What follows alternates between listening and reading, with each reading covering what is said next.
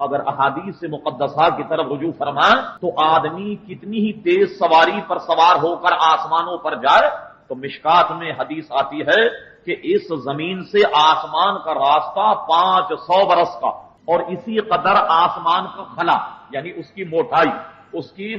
اس کے خلے کو عبور کرنے کے لیے بھی 500 برس کا راستہ، پھر ایک آسمان سے دوسرے آسمان کا 500 برس کا راستہ۔ اب دیکھیے 7 آسمان، پھر لاکھوں مقامات طے کرنے کے بعد سدرا سے ہزاروں لاکھوں مقامات طے کرنے کے بعد عرش اعلیٰ، اور عرش اعلیٰ سے لامکان تک رف میں جب بیٹھ کر گئے تو کس قدر مقامات ہیں، لیکن یہ ساری کی ساری کاروائی لیلا رات کے ایک قلیل حصے میں ہوئی، اور کہاں سے کہاں تک لے گیا، اللہ اکبر۔ اس میں علماء کے مختلف مذہب، ایک تو مسلک علماء کا یہ ہے، فرمایا کہ مسجد حرام سے مسجد اقصی تک لے گیا۔ فرما دیکھیے حضور کو معراج صرف مسجد حرام سے مسجد اقصی تک ہوئی، لہذا مسلمانوں کا ایک گروہ اس بات کا قائل ہے کہ حضور صلی اللہ علیہ وسلم کو معراج مسجد حرام سے یعنی مکہ سے الی المسجد الاقصی مسجد اقصی تک ہوئی۔ کہتے ہیں کہ اگر مسجد اقصی کے آگے بھی حضور کو معراج ہوتی تو اس کا ذکر ہوتا،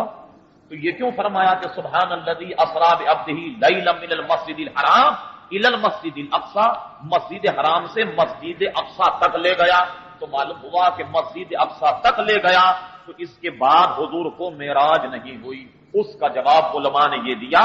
فرمایا کہ آسمان کی معراج کا ذکر بھی موجود ہے اسی آیت میں کہ رب کریم فرماتا بارکنا حولہ لنریہ من آیاتنا، ہم لے گئے اس گھر جس کے گرد ہم نے بڑی برکتیں رکھی ہیں یعنی مسجد اقصی تک، اور اس کے بعد فرمایا لنریہ من آیاتنا، تاکہ ہم اپنے حبیب کو کچھ نشانیاں دکھلائیں۔ تو اب دیکھیے مسجد اقصی تک تو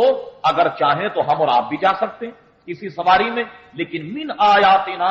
وہاں وہ کون سی نشانیاں ہیں؟ اگر وہاں کوئی نشانی ہے جسے ہم بھی دیکھیں اور جسے حضور علیہ السلام نے بھی دیکھا تو اب وجہ فرق بتائیے کہ پھر حضور کو وہ کون سی نشانیاں جو دکھائی گئیں کہ ہر آدمی جا کر وہاں دیکھ لے، تو وہ کون سی نشانیاں حضور کو دکھائی گئیں؟ تو فرما من آیاتنا سے مراد آسمان کی نشانیاں ہیں، اس لیے حضور صلی اللہ علیہ وسلم کے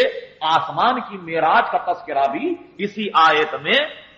من آیاتنا میں موجود۔ اس کے بعد کہا گیا چلیے صاحب آسمانوں تک تو چلے گئے مگر اللہ تبارک و تعالیٰ کو تو نہیں دیکھا، یا اللہ تبارک و تعالیٰ کے کلام کو تو نہیں سنا۔ وہی بات جو میں نے پہلے عرض کی، فرما انہو هو السمیع البصیر، اس کا ایک معنی یہ کیا گیا کہ بے شک حضور صلی اللہ علیہ وسلم سننے اور دیکھنے والے ہیں، اور اس کے مفہوم کو بیان کرتے ہوئے اکابر علماء یہ بیان کرتے ہیں کہ انہو هو السمیع البصیر، بے شک حضور صلی اللہ علیہ وسلم اللہ تبارک و تعالیٰ کے کلام کو سننے والے اور اللہ تبارک و تعالیٰ کو دیکھنے والے ہیں۔ لہذا اگر گہری نظر ڈالی جائے تو خود اس آیت مقدسہ میں اللہ تبارک و تعالیٰ نے حضور علیہ السلام کی مکمل معراج کا تذکرہ فرمایا۔